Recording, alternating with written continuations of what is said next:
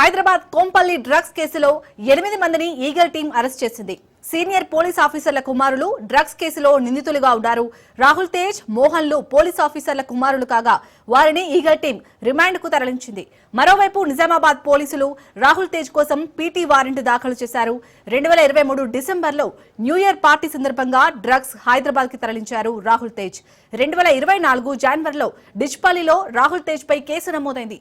ఈ కేసును విచారించేందుకు డిచ్పల్లి పోలీసులు పీటీ వారెంట్ దాఖలు చేశారు.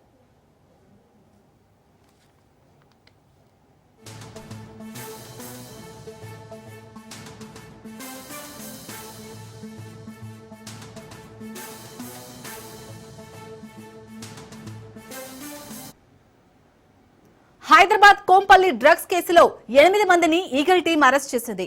సీనియర్ పోలీస్ ఆఫీసర్ల కుమారులు డ్రగ్స్ కేసులో నిందితులుగా ఉన్నారు. రాహుల్ తేజ్, మోహన్లు పోలీస్ ఆఫీసర్ల కుమారులు కాగా వారిని ఈగల్ టీం రిమాండ్ కు తరలించింది. మరోవైపు నిజామాబాద్ పోలీసులు రాహుల్ తేజ్ కోసం పీటీ వారెంట్ దాఖలు చేశారు. 2023 డిసెంబర్లో న్యూ ఇయర్ పార్టీ సందర్భంగా డ్రగ్స్ హైదరాబాద్ కి తరలించారు రాహుల్ తేజ్. 2024 జనవరిలో డిచ్పల్లిలో రాహుల్ తేజ్ పై కేసు నమోదైంది.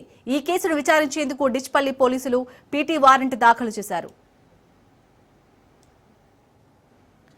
ఇదే అంశానికి సంబంధించి పూర్తి అప్డేట్స్ మా ప్రతినిధి పవన్ అందిస్తారు. పవన్, మొత్తానికైతే 2024 జనవరిలో డిచ్పల్లిలో ఏదైతే రాహుల్ తేజ్ పై కేసు నమోదైందో ఈ కేసును విచారించేందుకు అయితే ఇటు డిచ్పల్లి పోలీసులు పీటీ వారెంట్ దాఖలు చేసినట్టుగా తెలుస్తుంది. అప్డేట్స్ ఏంటి కేసుకు సంబంధించి?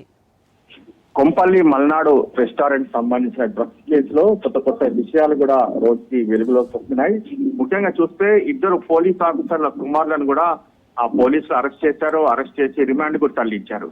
అయితే ఇందులో చూస్తే రాహుల్ తేజ కోసం మాత్రము నిజామాబాద్ పోలీసులు పీటీ వారెంట్ కూడా కోర్టులో దాఖలు చేశారు. ఎందుకంటే 2023లో డిసెంబర్ 23వ తేదీన న్యూ ఇయర్ పార్టీలో డ్రగ్స్ సంబంధించిన విషయంలో హైదరాబాద్ తీసుకొచ్చినట్టుగా ఇటు పోలీసులు గుర్తించారు.